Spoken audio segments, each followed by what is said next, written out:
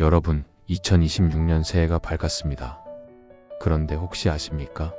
새해 첫 달에 올리는 단 한 번의 기도가 여러분의 1년 운명을 완전히 바꿀 수 있다는 사실을 말입니다. 많은 분들이 새해가 되면 소원을 빕니다. 건강하게 해달라고, 자식들 잘 되게 해달라고, 사업이 번창하게 해달라고 기도합니다. 그런데 왜 어떤 분의 기도는 이루어지고 어떤 분의 기도는 메아리도 없는 걸까요? 오늘 이 말씀을 끝까지 들으신다면 여러분은 2026년 한 해 동안 대운을 부르는 기도의 비밀을 알게 되실 겁니다. 부처님께서 직접 가르쳐 주신 소원이 이루어지는 기도의 원리를 말씀드리겠습니다. 조계사 큰 스님 한 분이 계셨습니다.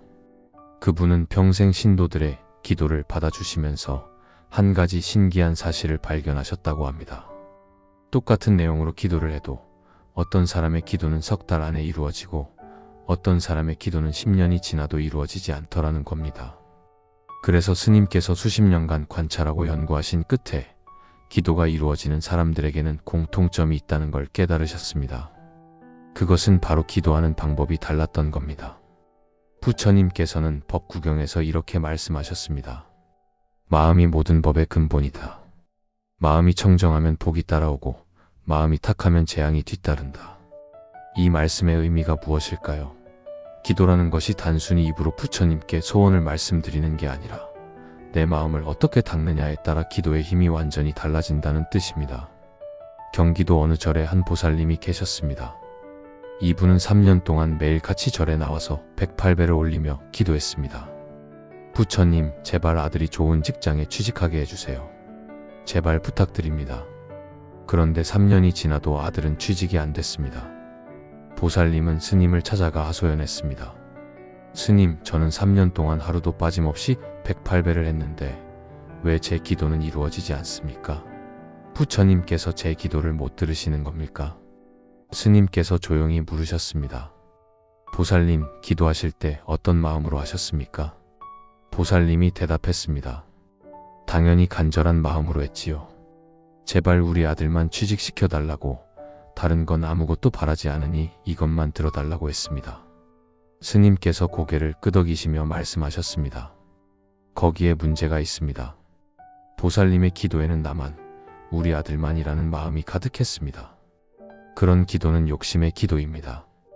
부처님께서는 욕심이 아니라 원을 세우라고 하셨습니다. 보살님은 이해가 안 됐습니다.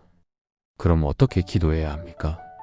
스님께서 이렇게 가르쳐 주셨습니다. 이렇게 기도하십시오. 부처님, 우리 아들이 좋은 직장을 얻어서 그곳에서 많은 사람들에게 도움이 되는 사람이 되게 해주십시오.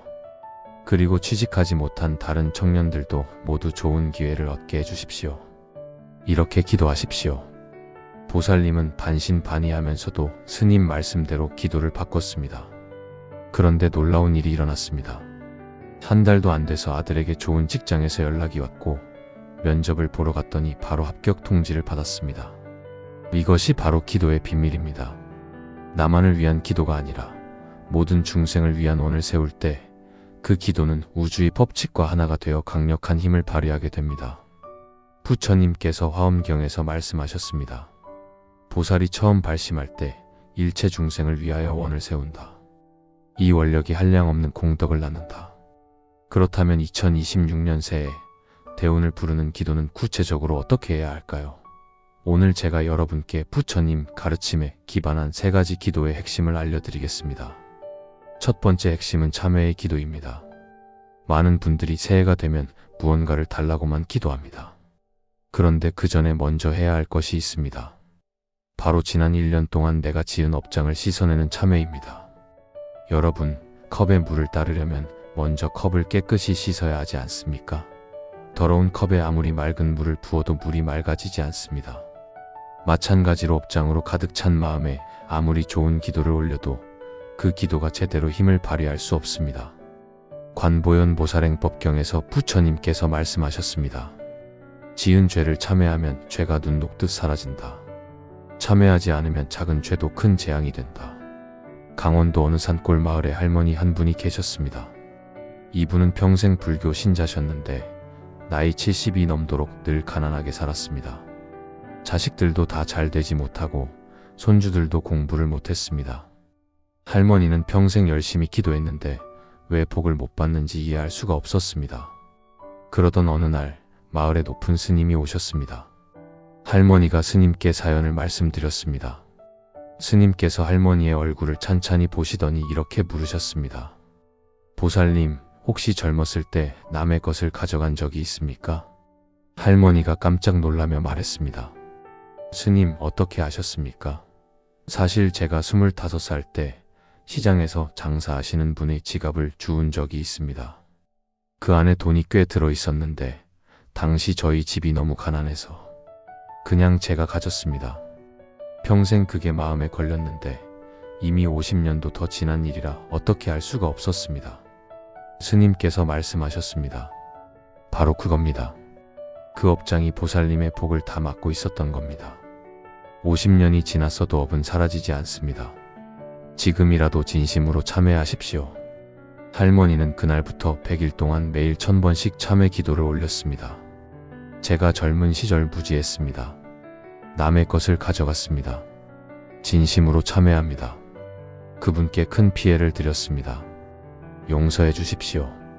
신기하게도 100일 참회를 마치자마자 할머니 인생이 달라지기 시작했습니다. 먼저 가장 어렵게 살던 막내 아들이 갑자기 좋은 일자리를 구했고 공부 못하던 손주가 장학금을 받았습니다. 할머니 본인도 건강이 좋아져서 10년을 더 건강하게 사셨습니다. 이것이 참회의 힘입니다. 참회는 단순히 잘못을 뉘우치는 게 아닙니다. 참회는 내 마음속 업장을 씻어내는 강력한 수행법입니다. 그렇다면 새해 참회 기도는 어떻게 해야 할까요? 먼저 조용한 곳에 앉으십시오. 그리고 지난 1년을 돌아보십시오. 내가 누구에게 상처를 주었는지, 어떤 잘못된 말을 했는지, 어떤 욕심을 부렸는지 하나하나 떠올려 보십시오. 그리고 이렇게 기도하십시오. 부처님, 제가 2025년 한 해 동안 지은 모든 죄업을 참회합니다. 몸으로 지은 죄, 입으로 지은 죄, 마음으로 지은 죄를 모두 참회합니다. 특히 제가에게 상처를 준 것을 진심으로 뉘우칩니다. 용서를 구합니다. 구체적으로 떠올릴수록 참회의 힘은 강해집니다. 그냥 잘못했습니다가 아니라 제가 그때 그 사람에게 그런 말을 해서 상처를 준 것을 참회합니다 라고 구체적으로 참회해야 합니다. 부산에 사는 한 사업가분이 계셨습니다. 이분은 젊었을 때 사업을 하면서 동업자를 배신하고 혼자 돈을 다 가져간 적이 있었습니다. 그 후로 20년 동안 사업을 해도 번번이 실패했습니다. 2024년 새해에 이분이 저를 찾아와서 스님께 상담을 했습니다. 스님께서 말씀하셨습니다. 과거의 업장을 씻지 않으면 아무리 노력해도 안 됩니다. 먼저 그분께 진심으로 사과하고 참회하십시오. 사업가는 용기를 내서 20년 만에 그 동업자를 찾아갔습니다. 무릎을 꿇고 사과했습니다. 형님, 20년 전에 제가 정말 잘못했습니다. 용서해 주십시오. 그리고 그동안 벌었던 돈의 절반을 형님께 드렸습니다. 동업자는 처음에는 화가 났지만 진심으로 무릎 꿇고 사과하는 모습을 보고 결국 용서했습니다. 그리고 신기하게도 그 후로 사업가의 사업이 풀리기 시작했습니다. 1년 만에 큰 계약을 따냈고 이제는 안정적인 사업을 운영하고 있습니다. 이것이 바로 참회의 힘입니다. 참회는 과거의 업장을 씻어내고 새로운 복을 받을 수 있는 그릇을 만들어줍니다. 여러분, 2026년 새해를 맞아 먼저 진심으로 참회하십시오. 지난 1년 동안 지은 모든 업장을 씻어내십시오. 그것이 대운을 부르는 첫 번째 단계입니다. 두 번째 핵심은 감사의 기도입니다. 많은 분들이 기도할 때 이것 주세요, 저것 주세요만 합니다. 그런데 부처님께서는 먼저 감사할 줄 알아야 한다고 가르치셨습니다. 법화경에 이런 말씀이 있습니다. 감사하는 마음은 복의 씨앗이다. 감사할 줄 모르는 자에게는 복이 오지 않는다. 전라도 어느 시골 마을에 할아버지 한 분이 계셨습니다. 이분은 평생 농사를 지으며 가난하게 사셨지만 늘 감사하는 마음으로 살았습니다. 아침에 일어나면 부처님, 오늘도 건강하게 눈을 뜨게 해주셔서 감사합니다 라고 기도했습니다. 밥을 먹을 때는 이 쌀이 밥이 되기까지 수많은 분들의 수고가 있었습니다. 감사합니다 라고 합장했습니다. 밤에 잠자리에 들 때는 오늘 하루 무사히 보내게 해주셔서 감사합니다 라고 기도했습니다. 마을 사람들은 이 할아버지를 보고 이상하게 생각했습니다. 저렇게 가난한데 무엇이 그렇게 감사한가? 하고 수군거렸습니다. 그런데 신기한 일이 일어났습니다. 할아버지의 자식들이 모두 훌륭하게 자랐습니다. 큰아들은 서울에서 의사가 됐고, 둘째 딸은 선생님이 됐고, 막내 아들은 공무원이 됐습니다. 자식들이 모두 효자, 효녀가 돼서 할아버지를 잘 모셨습니다. 할아버지는 80이 넘어서도 정정하게 사시면서 마을에서 제일 존경받는 어르신이 되셨습니다. 어느 날 스님이 마을에 오셔서 할아버지께 물었습니다. 보살님, 복 받는 비결이 무엇입니까? 할아버지가 웃으며 대답했습니다. 스님, 저는 특별한 것 없습니다. 그냥 매일 감사했을 뿐입니다. 가진 것이 없어도 감사할 게 많더라고요. 눈이 보이는 것, 귀가 들리는 것, 걸을 수 있는 것, 밥을 먹을 수 있는 것, 다 감사한 일 아닙니까? 스님께서 크게 고개를 끄덕이며 말씀하셨습니다. 그겁니다. 바로 그 마음이 복을 부른 겁니다. 부처님께서 감사하는 마음이 복의 씨앗이라고 하신 이유가 바로 그겁니다. 과학적으로도 감사가 우리 몸과 마음에 미치는 영향이 증명됐습니다. 미국의 어느 대학 연구팀이 실험을 했습니다. 한 그룹에게는 매일 감사 일기를 쓰게 하고 다른 그룹에게는 그냥 일기를 쓰게 했습니다. 석 달 후 결과를 보니 감사 일기를 쓴 그룹이 더 건강했고 스트레스가 적었고 행복감이 높았습니다. 심지어 면역력도 더 좋아졌습니다. 이것이 감사의 힘입니다. 감사는 단순한 예의가 아닙니다. 감사는 우리 몸과 마음을 치유하고 복을 부르는 강력한 수행법입니다. 그렇다면 새해 감사 기도는 어떻게 해야 할까요? 먼저 2025년 한 해를 돌아보면서 내가 받은 복을 하나하나 세어보십시오. 큰 것만 감사할 게 아닙니다. 작은 것부터 감사해야 합니다. 부처님, 2025년 한 해 동안 큰 병 없이 건강하게 지낸 것 감사합니다. 매일 세끼 밥을 먹을 수 있었던 것 감사합니다. 가족들이 모두 무사한 것 감사합니다. 따뜻한 집에서 잠잘 수 있었던 것 감사합니다. 이렇게 구체적으로 감사해야 합니다. 그냥 모든 것에 감사합니다가 아니라 하나하나 떠올리며 진심으로 감사해야 합니다. 서울에 사는 한 직장인분이 계셨습니다. 이분은 늘 불평불만이 많았습니다. 월급이 적다, 상사가 미워, 회사가 답답하다고 늘 불평했습니다. 그러다 보니 얼굴에 늘 찡그린 표정이 있었고 사람들이 피했습니다. 2024년 새해에 이분이 어머니 권유로 절에 갔습니다. 스님께서 이렇게 말씀하셨습니다. 보살님, 100일 동안 매일 감사 기도를 해보십시오. 매일 10가지씩 감사한 일을 찾아서 기도하십시오. 처음에는 어려웠습니다. 감사할 게 뭐가 있나 싶었습니다. 그런데 억지로라도 찾다 보니 하나둘씩 보이기 시작했습니다. 오늘 지하철에서 자리를 양보받았다. 감사합니다. 점심에 맛있는 밥을 먹었다. 감사합니다. 비 오는 날 우산이 있었다. 감사합니다. 이렇게 100일 동안 매일 10가지씩 감사한 일을 찾아 기도했더니 신기한 일이 일어났습니다. 먼저 이분의 얼굴이 밝아졌습니다. 늘 찡그리던 얼굴에 미소가 생겼습니다. 그러니까 사람들이 다가오기 시작했습니다. 동료들이 친절하게 대했고 상사도 좋은 프로젝트를 맡겼습니다. 1년 후에는 승진까지 했습니다. 이분이 절에 와서 스님께 감사 인사를 드렸습니다. 스님, 감사 기도가 제 인생을 바꿨습니다. 세상은 하나도 안 변했는데 제 마음이 변하니까 모든 게 다르게 보였습니다. 스님께서 웃으며 말씀하셨습니다. 그겁니다. 부처님께서 마음이 모든 법의 근본이라고 하신 이유가 바로 그겁니다. 마음이 바뀌면 세상이 바뀝니다. 여러분, 2026년 새해를 맞아 감사 기도를 하십시오. 지난 1년 동안 받은 모든 복에 감사하십시오. 감사하는 마음이 새로운 복을 부릅니다. 세 번째 핵심은 중생을 위한 원력의 기도입니다. 이것이 가장 중요합니다. 나만을 위한 기도가 아니라 모든 중생을 위한 원을 세우는 기도입니다. 부처님께서 무량수경에서 말씀하셨습니다. 자기만을 위하는 마음은 작은 복을 낳고 일체 중생을 위하는 마음은 무량한 복을 낳는다. 고려시대에 나홍 스님이라는 큰 스님이 계셨습니다. 어느 날 한 부자가 스님을 찾아왔습니다. 스님, 저는 돈도 많고 권력도 있는데 왜 마음이 편하지 않고 늘 불안합니까? 나홍 스님께서 물으셨습니다. 보살님은 그 돈과 권력을 어디에 쓰십니까? 부자가 대답했습니다. 제 가족을 위해 쓰고 제 사업을 위해 씁니다. 스님께서 말씀하셨습니다. 그래서 마음이 편치 않은 겁니다. 자기만을 위해 쓰는 돈과 권력은 복이 아니라 업을 쌓는 것입니다. 진정한 복은 남을 위해 쓸 때 옵니다.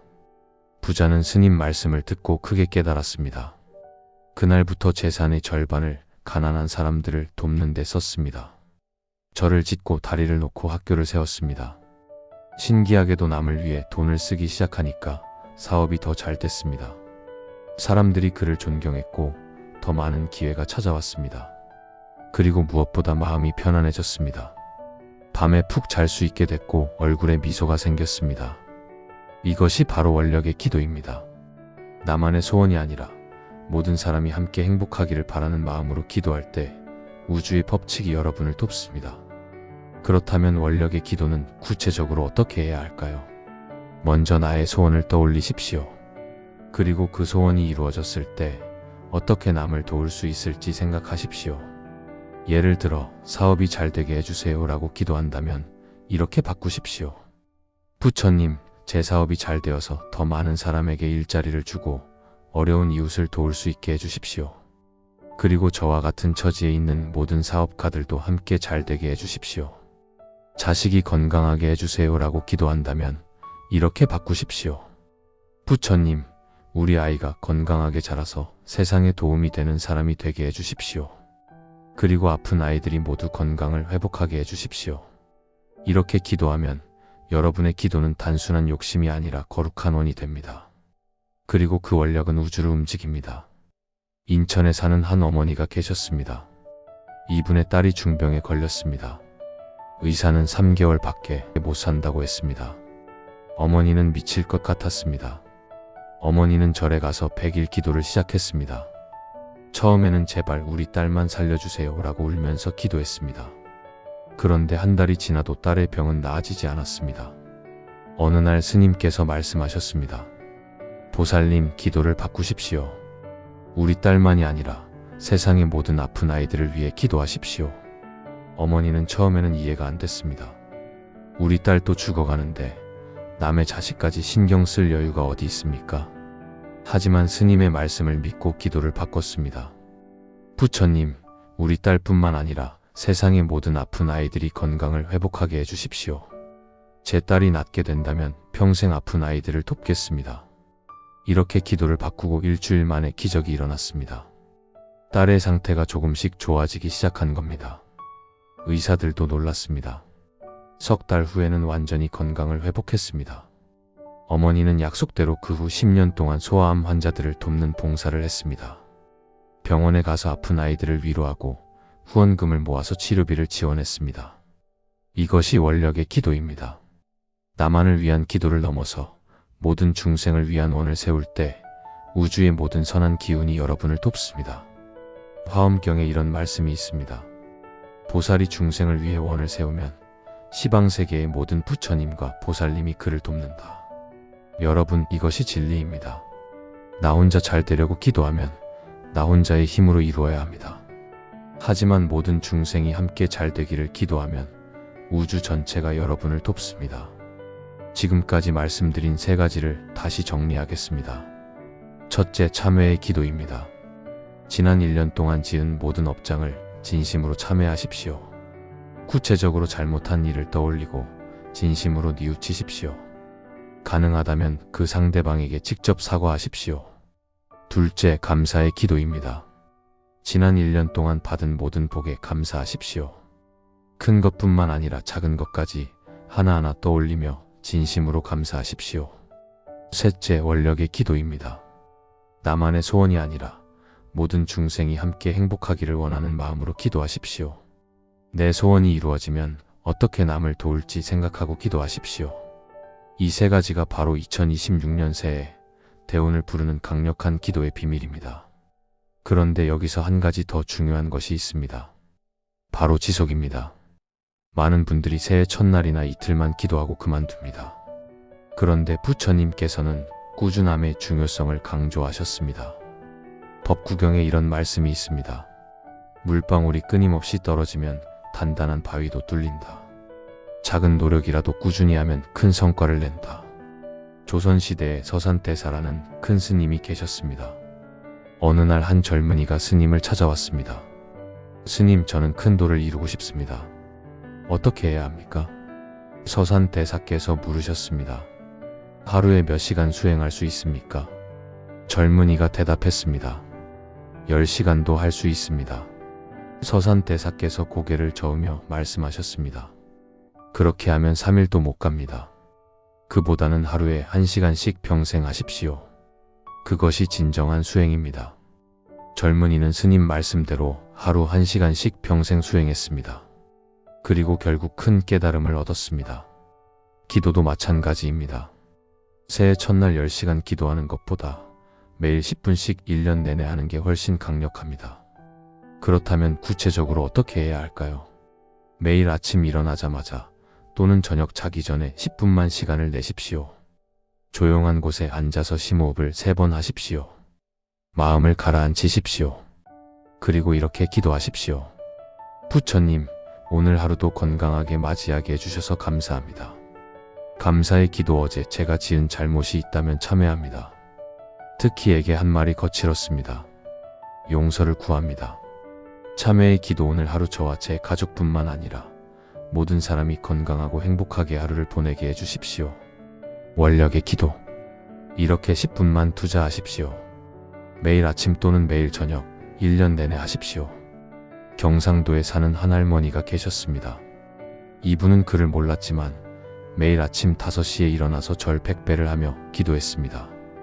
50년 동안 하루도 빠짐없이 했습니다. 마을 사람들이 물었습니다. 할머니, 그렇게 50년을 기도하면 뭐가 좋습니까? 할머니가 웃으며 대답했습니다. 글쎄요, 특별히 대단한 일이 일어난 건 아닌데 그냥 마음이 편안하고 행복해요. 자식들도 다 건강하게 잘 자랐고 손주들도 착하게 컸어요. 남들보다 특별히 잘 산 건 아니지만 큰 탈 없이 감사하게 살았어요. 그게 바로 기도의 힘입니다. 드라마틱한 기적이 일어나는 게 아니라 조용히 평온하게 큰 탈 없이 감사하게 사는 삶. 그것이 진정한 복입니다. 부처님께서 금강경에서 말씀하셨습니다. 작은 선도 꾸준히 쌓으면 큰 복이 되고 작은 악도 쌓이면 큰 재앙이 된다. 여러분, 2026년 새해 대운을 부르는 기도를 시작하십시오. 참회하고 감사하고 중생을 위한 원을 세우십시오. 그리고 그것을 매일 조금씩이라도 꾸준히 하십시오. 여기서 또 한 가지 중요한 게 있습니다. 바로 행동입니다. 많은 분들이 기도만 하고 행동은 안 합니다. 그런데 부처님께서는 기도와 행동이 함께 가야 한다고 가르치셨습니다. 유마경에 이런 말씀이 있습니다. 입으로만 부처를 외우고 행동하지 않으면 1000년을 외워도 소용없다. 한 번이라도 실천하는 것이 1000번 외우는 것보다 낫다. 부산에 한 보살님이 계셨습니다. 이분은 매일 절에 나와서 가난한 사람들이 잘 살게 해주세요 라고 기도했습니다. 10년 동안 매일같이 기도했습니다. 그런데 어느 날 스님께서 물으셨습니다. 보살님, 10년 동안 가난한 사람들을 위해 기도했는데 직접 가난한 사람을 도운 적은 있습니까? 보살님이 당황하며 말했습니다. 아니요, 저는 그냥 기도만 했습니다. 스님께서 말씀하셨습니다. 기도는 마음을 닦는 것입니다. 그런데 마음을 닦았으면 행동으로 옮겨야 합니다. 가난한 사람을 위해 기도했으면 실제로 가난한 사람을 도와야 합니다. 그것이 진정한 기도입니다. 보살님은 그날부터 달라졌습니다. 기도와 함께 실제로 행동했습니다. 매달 수입의 10분의 1을 떼서 어려운 이웃을 도왔습니다. 주말에는 무료 급식소에 가서 봉사했습니다. 신기하게도 남을 돕기 시작하니까 보살님 자신의 삶도 좋아졌습니다. 사업이 잘 됐고 건강해졌고 가족 관계도 좋아졌습니다. 이것이 바로 기도와 행동의 조화입니다. 기도만 하고 행동하지 않으면 공허합니다. 행동만 하고 기도하지 않으면 힘이 듭니다. 기도와 행동이 함께할 때 진정한 변화가 일어납니다. 그렇다면 구체적으로 어떻게 행동해야 할까요? 먼저 작은 것부터 시작하십시오. 모든 사람이 행복하게 해주세요 라고 기도했다면 오늘 만나는 사람에게 먼저 인사하십시오. 미소 지으십시오. 친절한 말을 하십시오. 가족이 건강하게 해주세요라고 기도했다면 오늘 가족에게 전화하십시오. 사랑한다고 말하십시오. 함께 밥을 먹으십시오. 사업이 잘 되게 해주세요라고 기도했다면 오늘 성실하게 일하십시오. 고객에게 친절하게 대하십시오. 동료를 도우십시오. 이렇게 작은 행동부터 시작하십시오. 기도하고 행동하고 또 기도하고 행동하십시오. 서울에 사는 한 사업가가 계셨습니다. 이분은 2024년 새해 사업이 대박나게 해주세요라고 기도했습니다. 그리고 절에서 100일 기도를 시작했습니다. 그런데 100일이 지나도 사업은 별로 나아지지 않았습니다. 이분이 스님께 하소연했습니다. 스님, 100일 동안 열심히 기도했는데 왜 사업이 안 풀립니까? 스님께서 물으셨습니다. 기도하는 동안 사업에는 어떤 노력을 하셨습니까? 사업가가 대답했습니다. 매일 절에 와서 기도했으니까 사업은 직원들에게 맡겼습니다. 스님께서 고개를 저으며 말씀하셨습니다. 그게 문제입니다. 기도는 부처님께 책임을 떠넘기는 게 아닙니다. 기도는 내가 최선을 다할 힘을 얻는 것입니다. 기도했으면 더 열심히 일해야 합니다. 사업가는 크게 깨달았습니다. 그날부터 아침에 기도하고 낮에는 열심히 일했습니다. 새로운 고객을 찾아다니고 품질을 개선하고 직원들을 잘 대했습니다. 석 달 후 사업이 풀리기 시작했습니다. 큰 거래처가 생겼고 매출이 올랐고 1년 후에는 사업이 크게 성장했습니다. 이분이 절에 와서 감사 인사를 드렸습니다. 스님, 이제 알겠습니다. 기도는 마법이 아니라 힘을 얻는 것이었습니다. 기도하고 행동하니까 불가능이 가능이 됐습니다. 여러분 기억하십시오. 기도하고 행동하십시오. 기도는 여러분에게 방향을 제시하고 행동은 그 방향으로 나아가게 합니다. 마지막으로 한 가지 더 말씀드리겠습니다. 바로 믿음입니다. 많은 분들이 기도는 하는데 반신반의합니다. 정말 될까? 하고 의심합니다. 그런데 부처님께서는 믿음의 중요성을 강조하셨습니다. 화엄경에 이런 말씀이 있습니다. 믿음은 모든 공덕의 어머니다. 믿음이 없으면 아무것도 이루어지지 않는다. 전라도 어느 시골 마을에 할머니 한 분이 계셨습니다. 이분은 글을 몰라서 경전을 읽을 수도 없었고 복잡한 기도문을 외울 수도 없었습니다. 그래서 이 할머니는 평생 딱 한 가지만 했습니다. 나무아미타불을 외웠습니다. 아침부터 저녁까지 일하면서도 밥 먹으면서도 걸어가면서도 나무아미타불만 외웠습니다. 마을 사람들이 비웃었습니다. 저 할머니는 무식해서 저것만 외우네. 저렇게 해서 뭐가 되겠나. 하지만 할머니는 전혀 흔들리지 않았습니다. 순수한 믿음으로 70년 동안 나무아미타불만 외웠습니다. 그런데 신기한 일이 일어났습니다. 할머니는 90이 넘도록 병 한 번 안 걸리고 건강하게 사셨습니다. 자식들이 모두 효자, 효녀가 됐습니다. 마을에서 제일 존경받는 어르신이 되셨습니다. 할머니가 돌아가실 때 온 마을 사람들이 모였습니다. 할머니는 고통 없이 평온하게 나무아미타불을 외우다가 그대로 왕생하셨습니다. 장례식에서 한 스님이 말씀하셨습니다. 이분은 학식은 없었지만 순수한 믿음이 있었습니다. 그 믿음이 이분을 이렇게 복되게 살게 했고 평온하게 가게 했습니다. 믿음이야말로 가장 큰 힘입니다. 과학적으로도 믿음의 힘이 증명됐습니다. 의학계에서는 이것을 플라시보 효과라고 부릅니다. 가짜 약을 진짜 약이라고 믿고 먹으면 실제로 병이 낫습니다.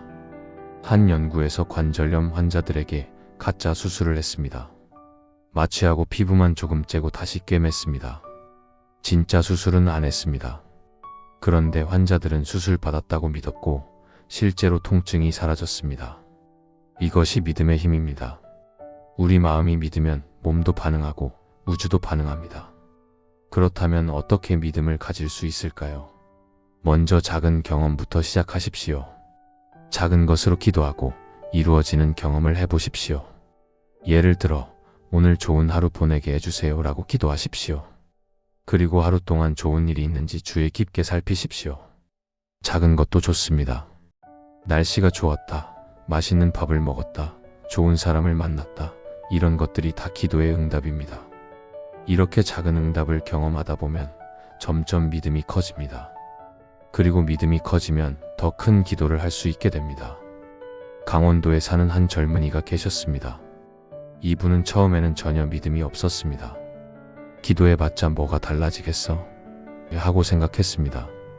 그런데 어머니가 아파서 어쩔 수 없이 절에 갔습니다. 반신반의하면서 어머니 병이 낫게 해주세요 라고 기도했습니다. 다음날 병원에 갔더니 의사가 놀라며 말했습니다. 어제 검사 결과가 잘못 나온 것 같습니다. 다시 검사해보니 별로 심각하지 않네요. 젊은이는 깜짝 놀랐습니다. 혹시 기도가 통한 건가? 그날부터 조금씩 믿음이 생겼습니다. 그 후로 작은 일에도 기도했습니다. 그리고 신기하게도 일들이 잘 풀리기 시작했습니다. 취직도 되고 좋은 사람도 만나고 삶이 점점 좋아졌습니다. 10년 후 이 젊은이는 독실한 불자가 됐습니다.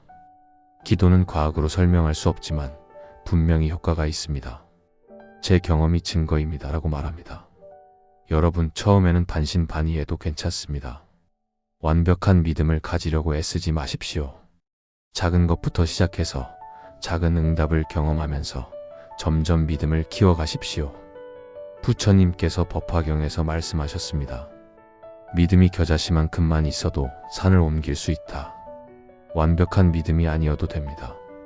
겨자씨만큼 아주 작은 믿음만 있어도 됩니다. 그 작은 믿음을 가지고 시작하십시오. 자, 이제 지금까지의 내용을 정리하겠습니다.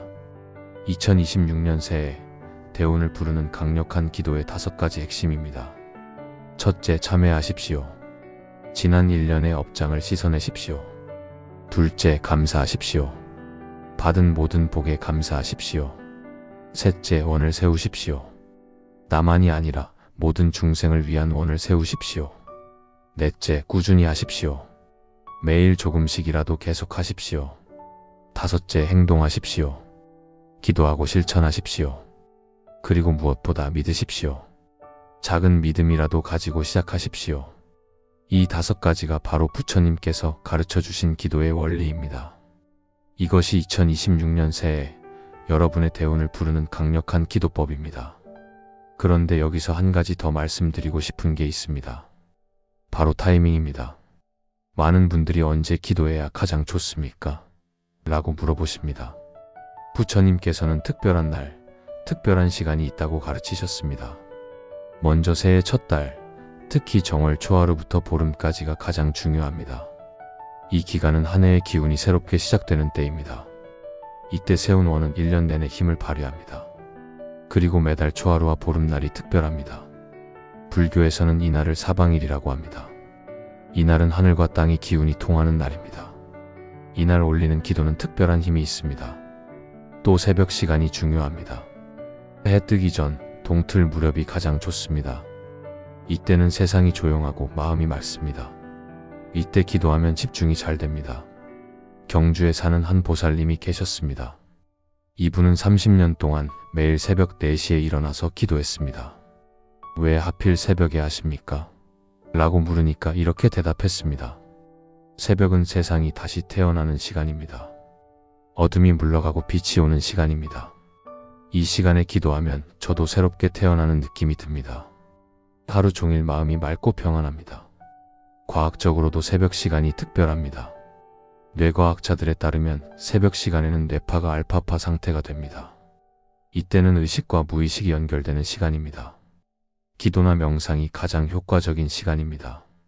하지만 새벽 기도가 어려우면 자기 전에 해도 좋습니다.